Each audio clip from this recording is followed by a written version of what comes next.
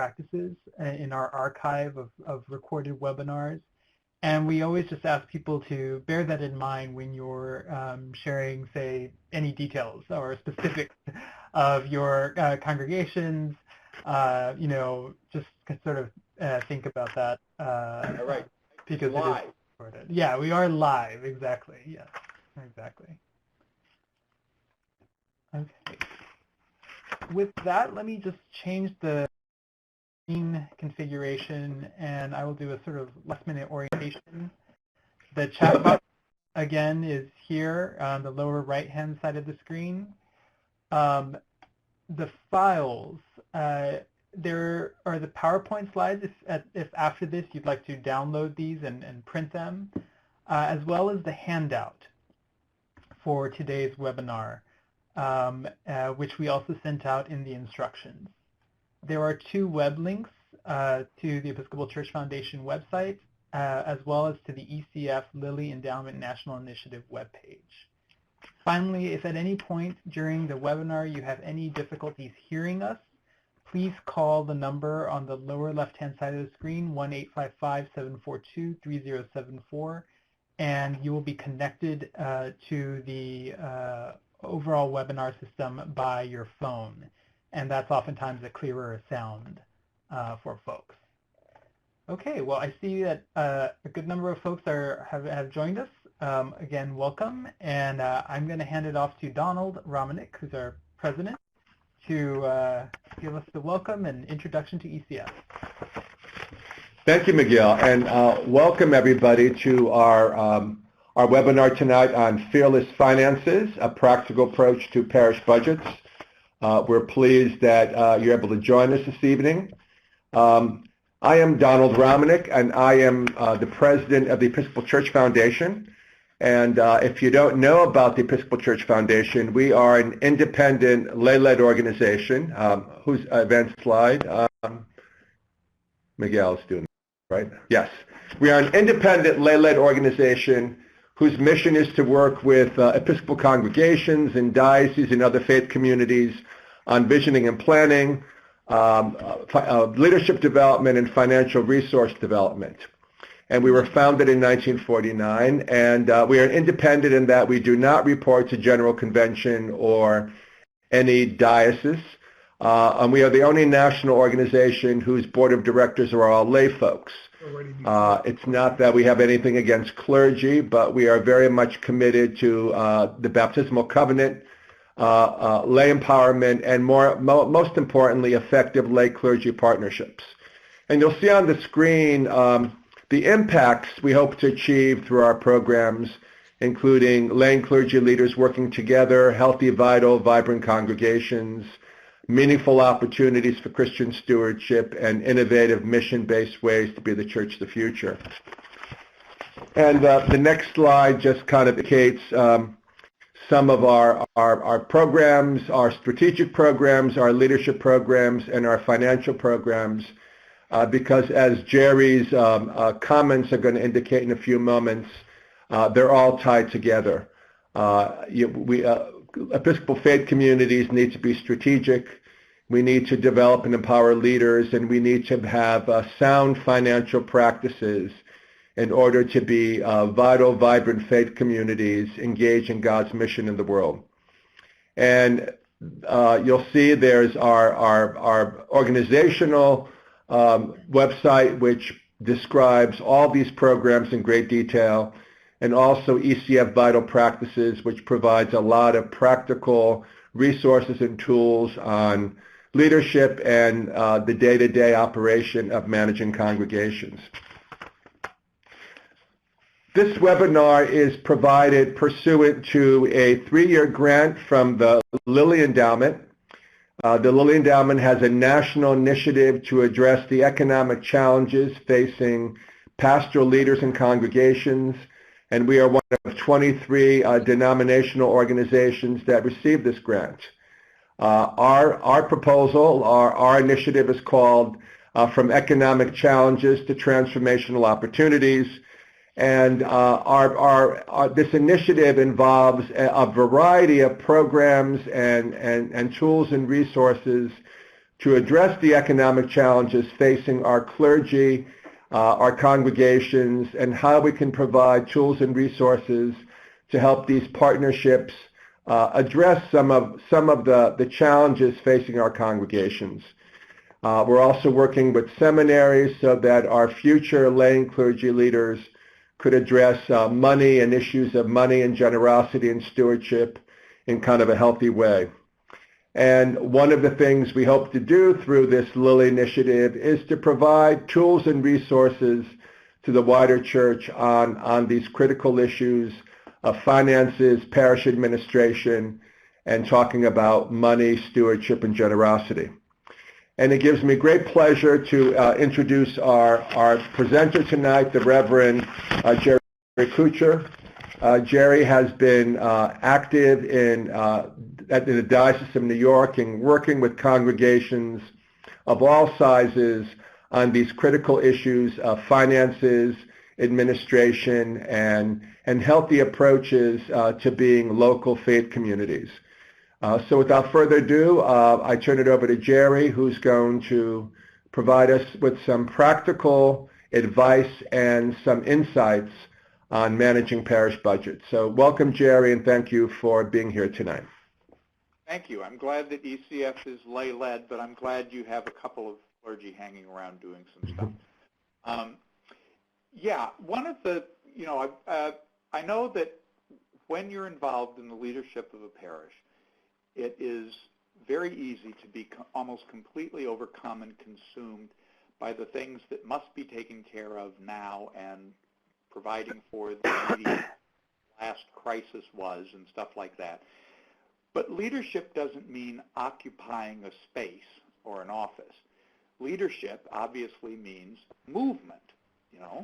In order to lead, you have to be moving. So in my head, leadership doesn't mean just getting through the year or getting through the month or even getting through the week. It means having some sense that there is a better future toward which we could be taking some steps. It means understanding that the most important constituency that you're serving are your successors that you're preparing for. And it means when you're thinking about almost any decision, trying to apply what you might call the successor test. What would people 20 or 30 years from now think of this decision, and would they be grateful that we made that decision? In other words, if there's a urgent capital need and you've got a couple $100,000 sloshing around in a somewhat depleted endowment, sure, it would be easier to spend that instead of running a capital campaign. But is that something for which your successors will thank you? Is that something, is a decision that will actually strengthen the future of the congregation? So, see, and money,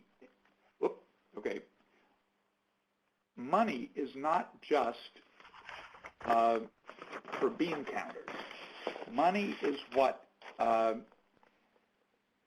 spiritual types have to care about money too, because money is what enables us to do anything right now. We don't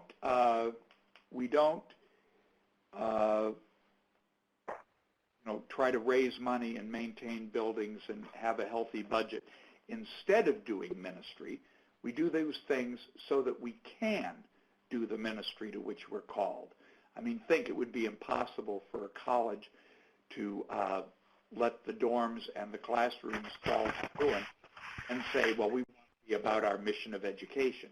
It's maintaining those dorms and classrooms and renovating them and building new ones that allows a college to do its ministry.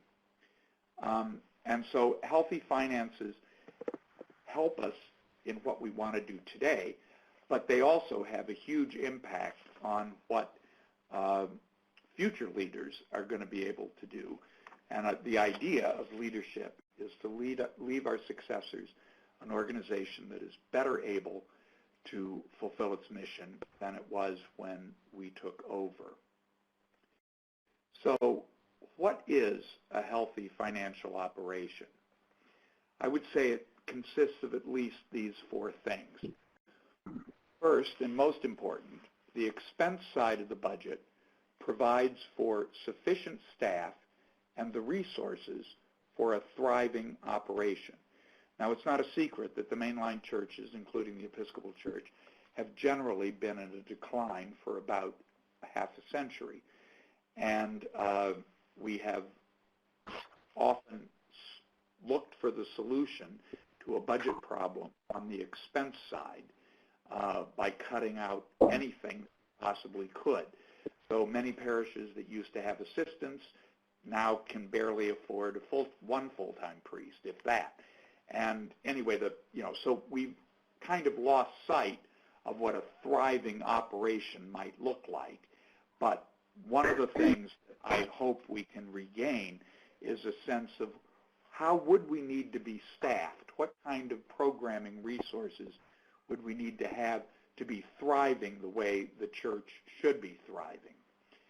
And then, on the income side, that sufficient revenue streams have been identified to fund that level of staff and resources so that the budget is realistically balanced.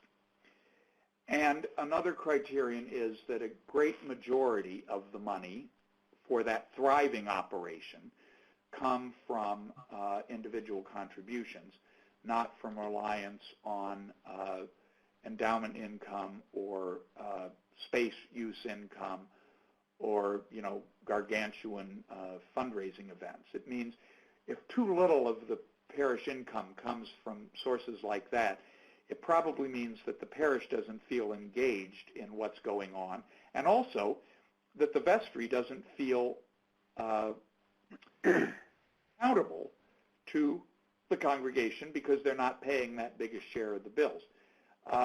Now, many of you may say, oh, well, here's at least one place where our financial operation is healthy because more than 75% of our operating budget comes from plate and pledge. Well, that may be the case, but is that operating budget actually funding a thriving operation, or is it funding an operation that is almost solely concentrated on keeping the doors open and getting through from month to month? And finally, that some revenue stream outside the operating budget has been identified that is going directly into the capital reserve. Now, I would say that of the hundreds of congregations that I've met with and consulted with, almost none qualify as, meet all of my criteria for what I think a healthy financial operation is. That doesn't mean that my criteria are wrong. It means that we have a long way to go. And the question is not who came up with those, but the question is how can we begin to turn in that direction and start taking some kind of incremental steps that can move us to a healthier place? What kind of revenue streams can we develop that would help fund additional ministry while we're building up the congregation and working toward better annual giving and support from the current congregation? What could we do that would start to fund a capital reserve now so that we're not allowing the buildings to depreciate and deteriorate without setting anything aside for it? This may be, parts of this may be kind of a challenge to us, but I think we have to understand that we cannot continue, no institution can continue to decline and continue to exist. And I don't think that many of our parishes need to be in declining situations. I believe that there are things that we can do. It's not the fault of the outside culture. A lot of it is that we have to respond a little bit differently, and maybe it's not as easy as it used to be when more rich people went to church, but that doesn't mean that we have to be in this situation. There are things we can do that will help to begin to turn almost any situation that we're in around. Now, of course, it's not pleasant to be reminded at every vestry meeting of, that things are declining and things are not moving in the right direction. And so quite often the financial reports that are prepared for the vestry, usually completely unintentionally, have the effect of helping to mask and hide the reality of our situation. One is by adopting a budget that's out of balance. That just means that difficult decisions have been put off. If the budget is less than 10% out of balance, it's worth it to go through and figure out how to close that gap so that we know that what we say we want to spend money on this year, we will be able to fund. I mean, of course, no budget is things happen, but and if it's more than 10% out of budget, it just means that some very difficult decisions have been put off, and it's not a very useful tool because it doesn't really authorize anybody to spend what's in the budget, because at a certain point there won't be the money to pay for it. Yeah, this is a favorite one.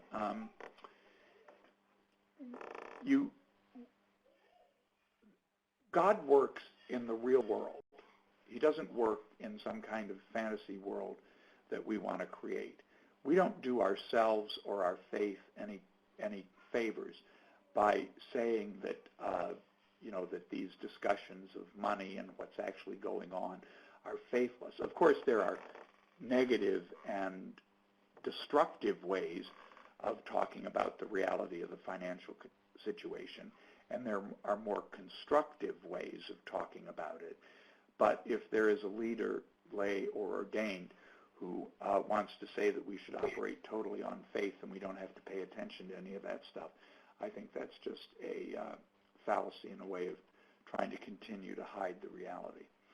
And the most common way that we hide, whether we mean to or not, what's really going on is that we do not present concise, complete, well-organized financial reports to the vestry that help the vestry understand what's going on. Jerry, I have a question. And I know you mentioned one of the concerns is an unbalanced budget. But I think a lot of congregations who do adopt or at least have an unbalanced budget in place are doing that often with the hope that stewardship's going to be increased, that by providing quality program or ministries, more people are going to come to church. How do you balance that reality situation and then at the same time have kind of a mission-based or hopeful vision for being this thriving operation that you mentioned earlier? Right. Well, I do think that constant attention needs to be paid to increasing resources on the revenue side, because the long-term answer to any budget problem is not found on the expense side. It's not found by cutting expenses. It's found by developing additional or increased revenue streams. The thing about, one parish said, we always budget a deficit and then we always seem to make it up by the end of the year. And I said, well, if that's the case, I would look at what income lines you're tending to under budget and put in a more realistic number. Other people have used, in my experience and observation, used a budget deficit as a way of kind of whipping the congregation and making them feel guilty and stuff like that nothing is ever quite good enough.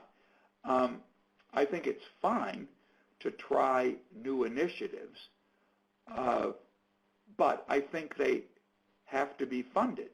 I mean, I'm not aware At least I have not seen. Maybe some of you have other experiences. But if, like, you're hiring an assistant with the idea that that person is going to increase the Christian education program to the point where there are more families and, greater revenue from increased pledges, that's not going to happen in the course of one budget year. In other words, you can't budget that person's salary as a deficit and expect it to be made up by the end of the year. I don't know anybody that can work that fast. So I absolutely believe in hope and in growing the budget every year, but I also have seen the generally unhelpful dynamics that develop when you adopt a budget that is not fully funded based on what your revenue streams can do right now. Not meaning what they might do in a year or two, but what they can do right now. Does that? Yes, thank you. Let's move on. So the handout that you got sent the other day and the thing that you can click on in the files section and open is an Excel spreadsheet that gives what I think is a format or a useful report that will actually help the discussion and help the vestry understand, rather than letting it get bogged down in unimportant discussions that have to do with numbers.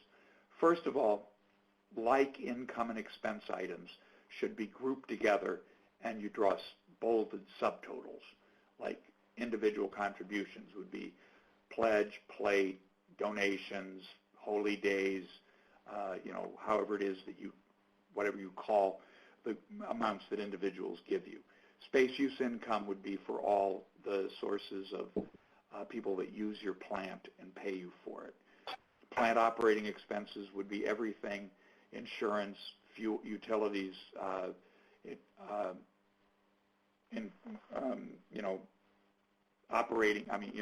toilet paper and all that stuff, supplies, everything that costs to run the building except the personnel. And personnel is everybody that works for you. The report should not exceed 2 pages. If it exceeds 2 pages, it means that you are giving small numbers in the report that should rather be consolidated with other things. If something is not at least 1 or 2% of the total budget, it probably does not deserve its own line in the report. It should be consolidated with other things like other office expenses or something like that. And the columns, so those are the rows. The columns that we need are these 4 to answer these important questions, which are the ones that you should be concentrating on in a 10 or 15-minute discussion of the financial report at a vestry meeting. How are we doing so far this year? Reporting on 1 month's activity simply leads you into a repetitive discussion about how monthly cash flow works. How are we doing so far this year, year-to-date actual? How does that compare with where we thought we'd be at this point, this year's budget to date? How does that compare with last year? Are we doing better or worse than last year? So you need the previous year-to-date actual. And then what are our targets for the year? Where are we heading? And so you need the total current year budget. If you leave out any of those columns, I think you're not giving the vestry what they need in order to understand the situation. And if you give additional columns, you're reducing the effectiveness and usefulness of the report by making people's eyes go round and round and round when they look at it. So that, was there a slide in here that, I mean, if you have, okay, we're going to get to it. I think a revenue and expense statement should be prepared every month. The vestry should receive the most recent month's report at every meeting. I think in the ideal world that I would like to live in, The vestry should get a balance sheet every quarter. If you have investments and they're well invested, there's no reason to report on your investments more than once a quarter. It just raises anxiety. And the vestry should receive complete information summarized so that they can understand the situation. Too many small numbers are as bad as insufficient relevant information. I mean, especially the more dire the situation, the more people will look for the smallest number in the report and try to talk about that. And that's because it's the least dangerous number to talk about. So don't give people the opportunity to complain about the fact that AA is paying you $12 this year instead of $15. That really is not worth a vestry discussion. Here's, you've got the spreadsheet. This is a rather hard to see example of what it looks like. You bring things together in these subtotals, and then you talk about the subtotals. And you only go to an individual budget line if there's some significant variance that needs to be called out. You will be amazed, if you're giving some other kind of report, how this basically stops the useless discussions that some of you may be having at your vestry meetings about this stuff. The format and how it's put together actually have a huge impact on the vestry's understanding and the level of the vestry's discussion of the financial report. So if there's one thing that you can take away and maybe implement no matter what the situation is, I kind of hope it's this thing. That's why it's available as an Excel spreadsheet so that you can use the formulas that already are in it and drop in your own numbers. I don't know what accounting resources, of course, you might be using, but I would think that I would be surprised if your financial package could produce this report as one of its standard reports. A very high-end program might be able to, but I don't think QuickBooks or anything at that level could. So the first thing is perhaps to reorganize your chart of accounts, this is for the treasurers among you, so that the income and expense categories appear in their proper subtotal, and then you may have to drop numbers into an Excel spreadsheet to make the report work. But once the spreadsheet is set up, that shouldn't take more than 15 minutes before every vestry meeting. So I kind of hope that that's a useful takeaway. And I'd be perfectly happy to take questions about it. Oh, it's also set up so that it ties right into the parochial report. The subtotals in general go right to specific lines on the parochial report, because the current parochial report was designed, I was on that committee, and it was designed to follow the format of a financial report like this, which is, I think, the way most not-for-profits and churches think about their money. Operating revenue categories, non-operating revenue, that would be capital, endowment contributions, and outreach programs outside the operating budget, and operating expenses and non-operating expenses.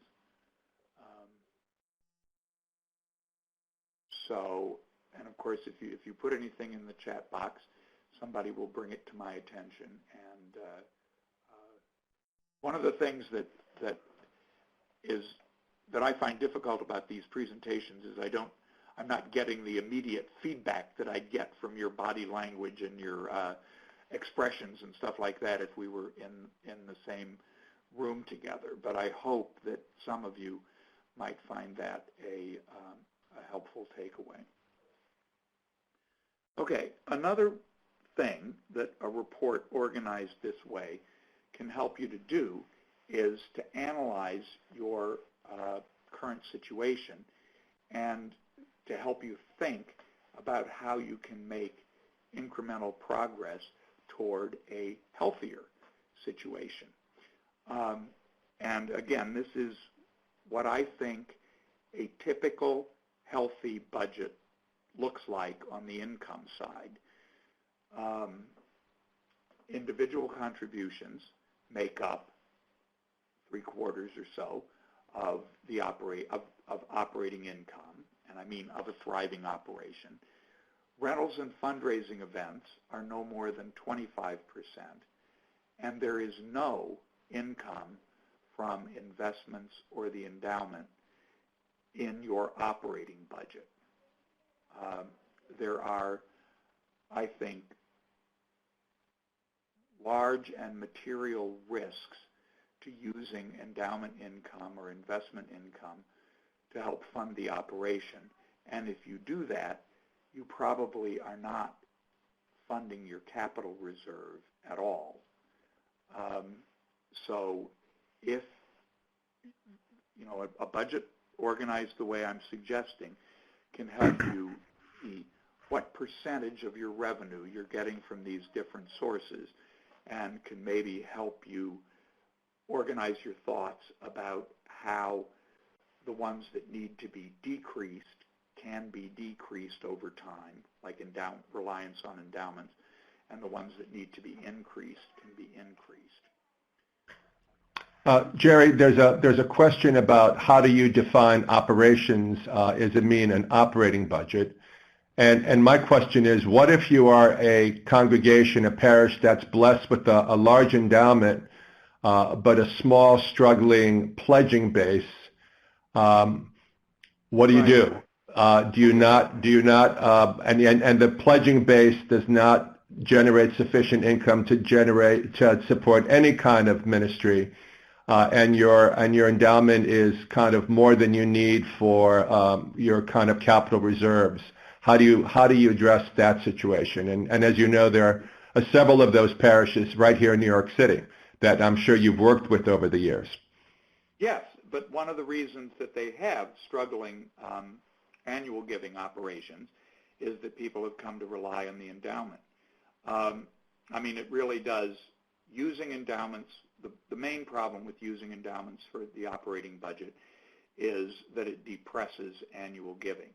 Okay, operating income and operating expenses. Well, operating expenses are those things that it takes for the day-to-day, month-to-month operation of the parish.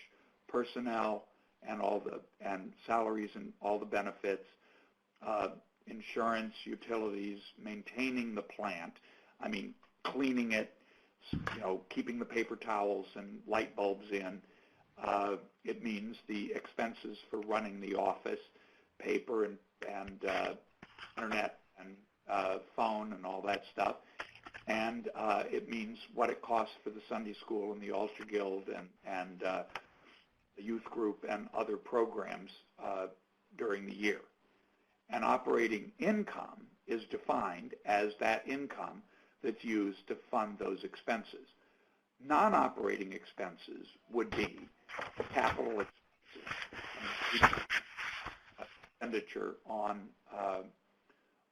furniture or fixtures, and basically if you run an after-school program or a feeding ministry that's in the parish's name and gets outside funding, that is not part of your operating budget. That's a non-operating part of your expenses. And if you download that spreadsheet, you'll see examples of operating and non-operating income and expenses. Does that help with that question? Yes.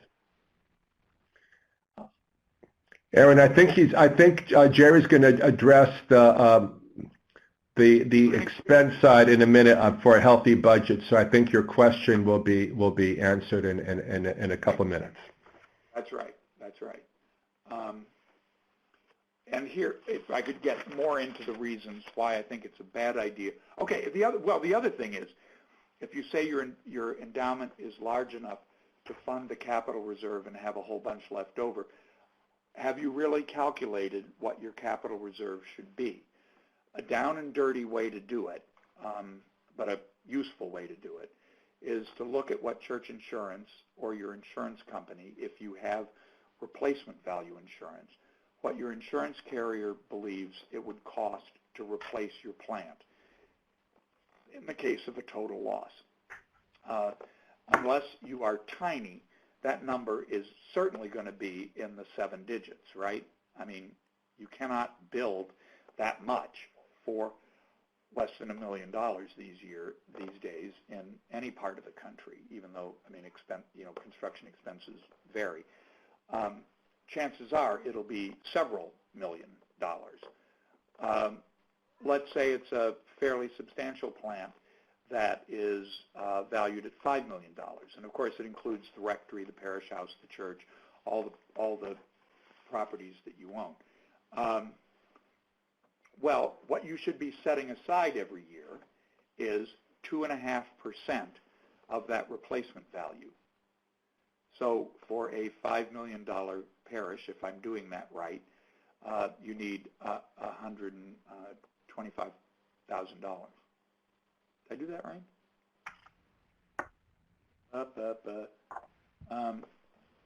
Wait, sorry, I used to be better at this. 1 million would be 25. Okay, yeah, 5 million would be $125,000. And if you're taking 5% from your endowment, it means you need $600,000 invested for every $1 million of replacement value. If you're doing 4%, you need, no, the other way around. If you're doing 5%, you need 500,000. If you're doing 4%, you need 600,000. If you're drawing more than 5% from your investments, you're probably overdrawing. But here are 4 good reasons, I think, not to use investment income for operations. People start to rely on other people's money paying for the religion that they want. The leadership can become less accountable to the members, because if people don't want to fund an initiative and the vestry says, well, we can take it out of the investments, they'll start to do things that don't have the support of the congregation. The leadership will almost certainly begin to overspend, and that'll happen exactly at the moment when the markets go down and you should be taking less out of your investments. The leadership will not want to make the tough budget decisions of cutting expenses because of a downturn in the markets, and they will start to overdraw at the moment when the investments are down in value. I've seen this over and over and over again. And finally, when people get used to funding whatever they want to fund out of the endowment, their thinking gets frozen. They lose the ability to think about where else they might be able to get that money. I do now. So, however, I mean, if your endowment can really adequately fund the capital reserve and there's money left over, it's still worth it to try to wean the operating budget off that and get people excited about using that money for other purposes outside the parish.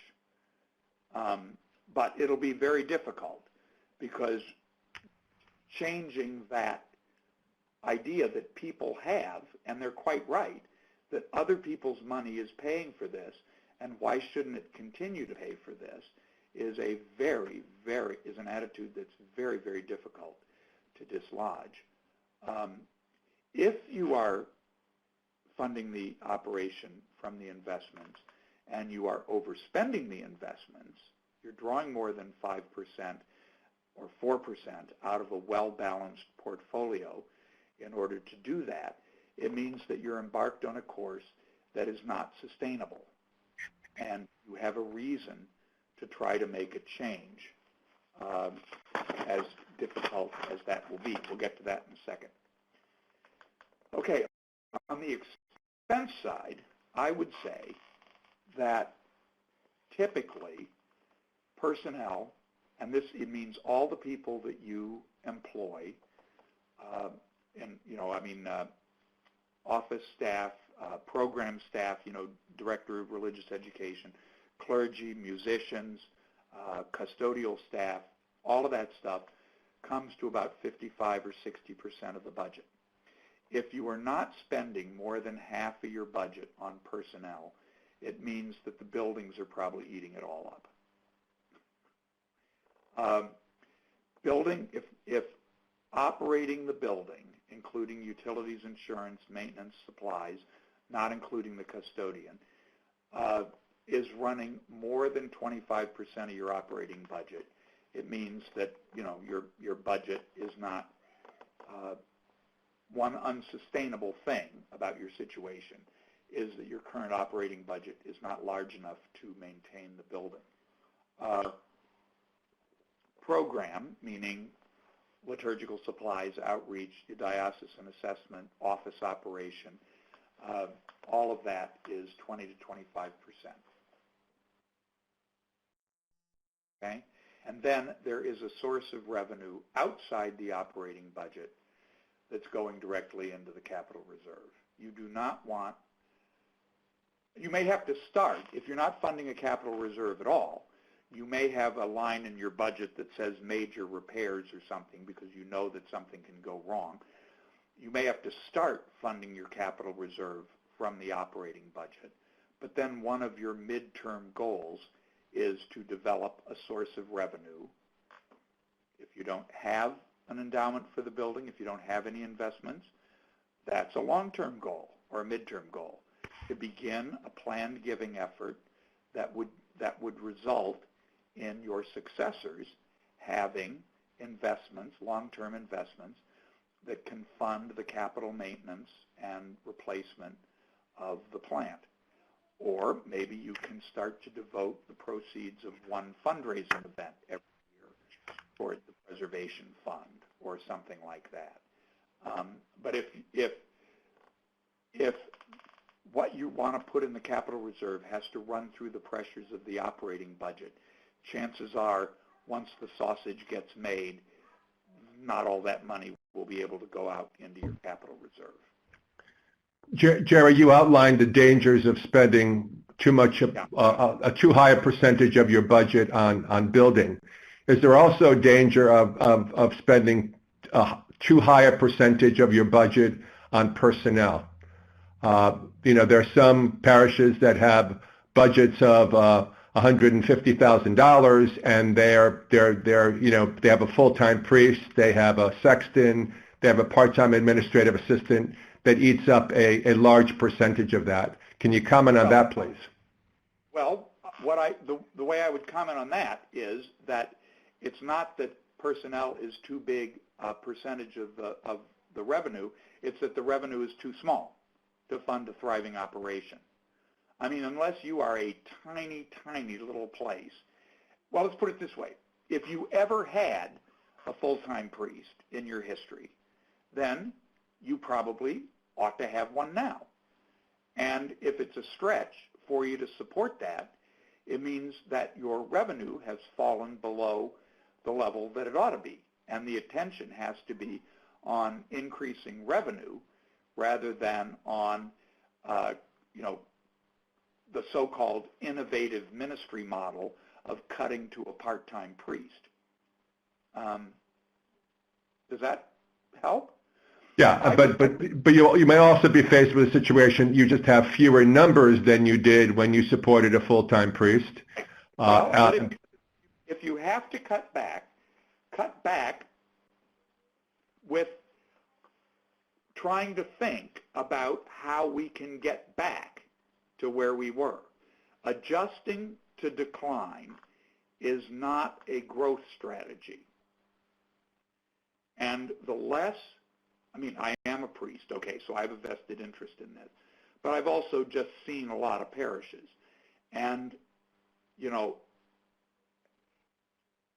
Every organization needs an executive director, if it's of any size at all. The priest basically functions the way the director of a local museum or historical society does. And it's very difficult for a volunteer board to do management. You need the staff that's necessary to manage the operation. I could see that maybe in a place that had millions and millions of dollars in income, it might be that you were spending more than 60% of your revenue on personnel, because it's in a nonprofit, it's personnel that do the ministry, that do the work. But if I know that I know what current realities are, and I know that the world that exists is not necessarily the world that we want to live in. But we have to live in the world in which we are. But I think if we want the parish to have a future, we have to always be thinking about how can this be made better. Okay, we don't have the money right now to pay a full-time priest, but how can we work toward, and how can our part-time priest help us work toward getting back to a full-time situation? I mean, Thank you. If something needs to be turned around, we need to turn around and start walking in a different direction. Now, these are not prescriptive. These are kind of diagnostic.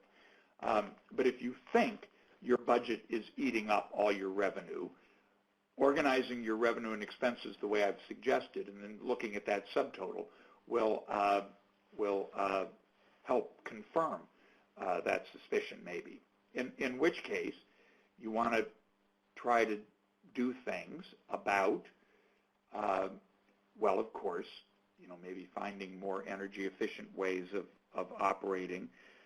But again, the answer, long-term answer is always on the revenue side, always on the revenue side. So if you think in these terms, now I hope I've given you one immediately useful thing, but I know I haven't been able to answer very specifically the challenges that I may have raised for you by what I've said so far.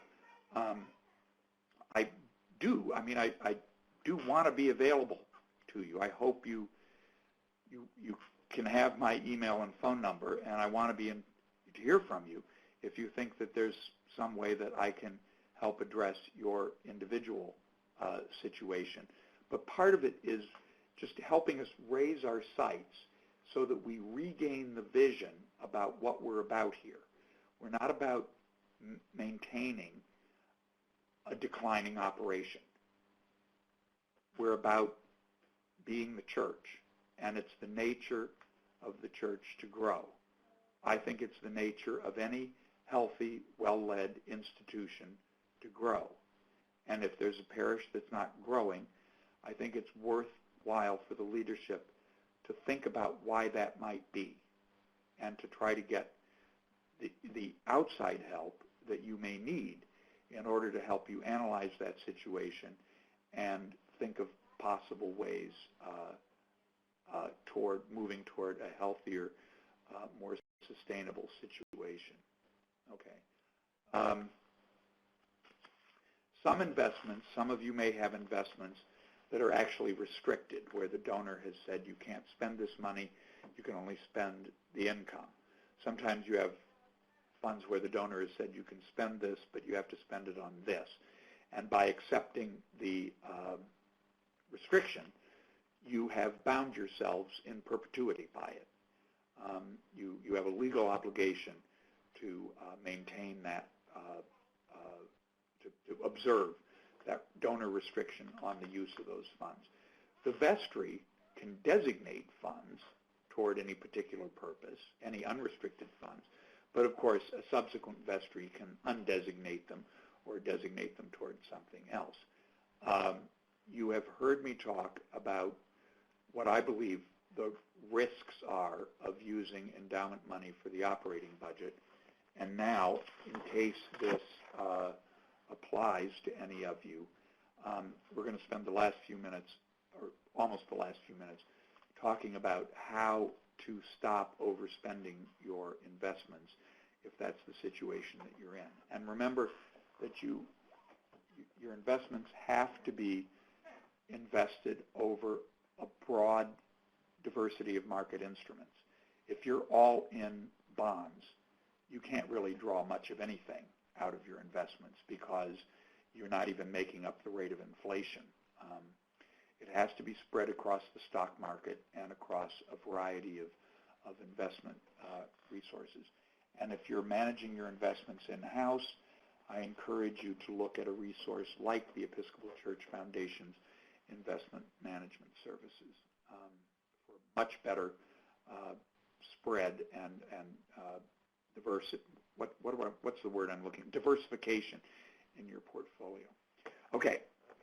If you're overspending your endowments, chances are you have stopped thinking about what percentage you're taking out of them, and you're just taking out the dollars that you need. So the first step is to go back and calculate what you're taking out this year for all purposes, operating budget, capital, anything else.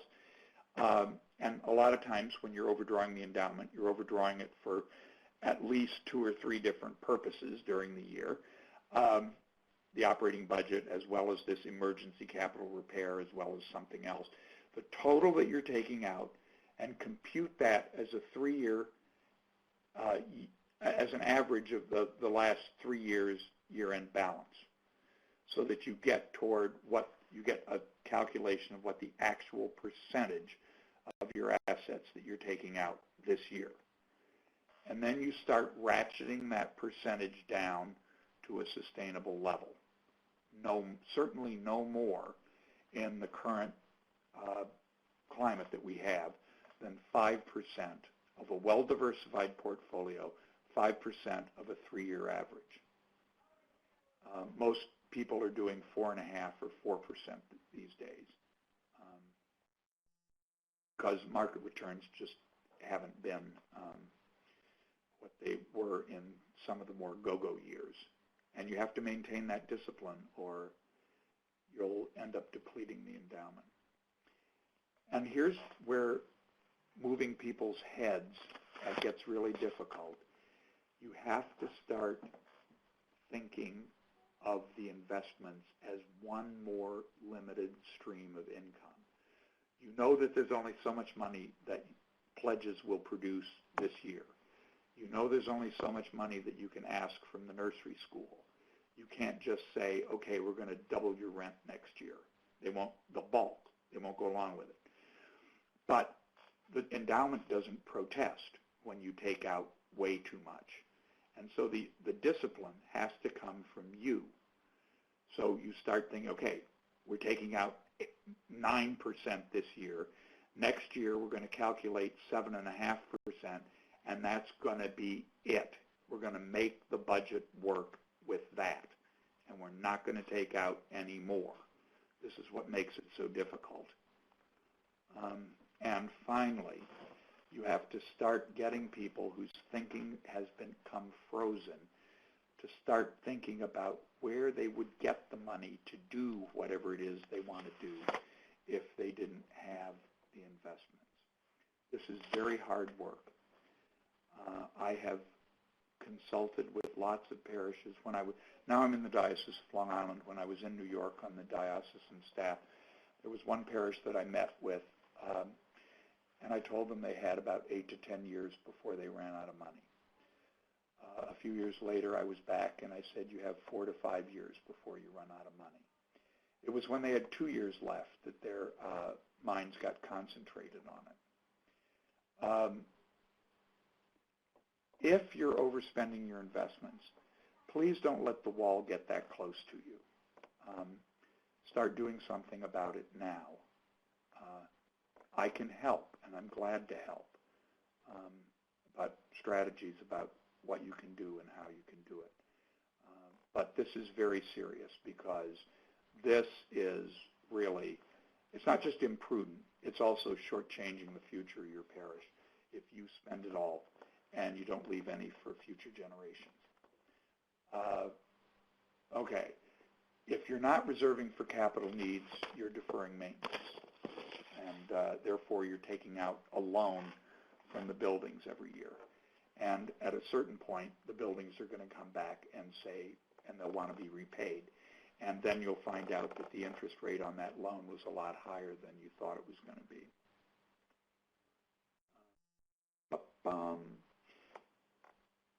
Other things that will help you sleep at night, just don't do payroll in-house. If your diocese won't do it for you, get in touch with the church pension group and get to be part of their payroll program. Do not do payroll in-house. It means you're probably paying people with 1099s that should be getting W-2s, and that can come back to bite you if ever anybody tries to file for unemployment. Provide the benefits that you're supposed to be providing to your staff. Why should you not be an employer that somebody would want to work for? And comply with the audit requirement of your diocese. Faithful leadership and transparent stewards get an annual audit done, however that needs to be done. Okay, the comfortable words, because I have said quite a bit here. Every journey starts with a step. Leadership doesn't mean jumping there. It means working year by year incrementally towards some kind of goal that moves you in the right direction. Any progress you make will leave the parish healthier, and your successors will thank you for that. That is my presentation. Thank you, Jerry. Cynthia, thank you for that suggestion on webinar. We're always looking for new topics, and obviously how we turn things around is an important conversation to have, and we will look at that very carefully. We have some additional resources for you to look at. If we can advance the slide, please. We have Vital Practices. If you're not familiar with that website, there are a lot of good articles and tools and vestry paper blogs that you could consult on a variety of issues. We have planned giving resources. Jerry talked about how you put money away for future ministry, how you grow your endowment, especially if it's been depleted. Planned giving is an important way to do that. We also have resources for structuring and managing your endowment, and we're here to help. There's the Manual of Business Methods in Church Affairs. There's a free PDF download. That's an important resource, especially for treasurers and people who really get into the nuts and bolts of business methods in the parish. There are books by Jerry Kuchar. There are 3 of those listed here: Remembering the Future, Humble and Strong, and Back from the Dead. The Episcopal Network for Stewardship has a variety of resources and downloadable templates for doing annual stewardship campaigns that you might find helpful. And we also have a variety of other webinars that have been recorded and are available on ecfvp.org. And there's a list there on planned giving, endowment management, capital campaign stewardship, and vestry 101.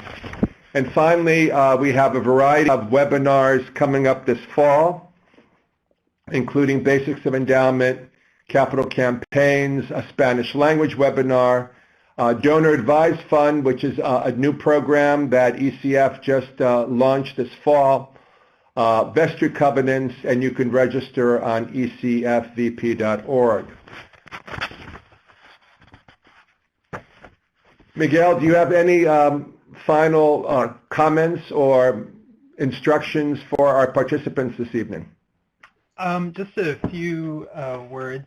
First of all, there were some additional questions, and we do have a little bit of a moment to look at those. One person asked, if you have what are some of the most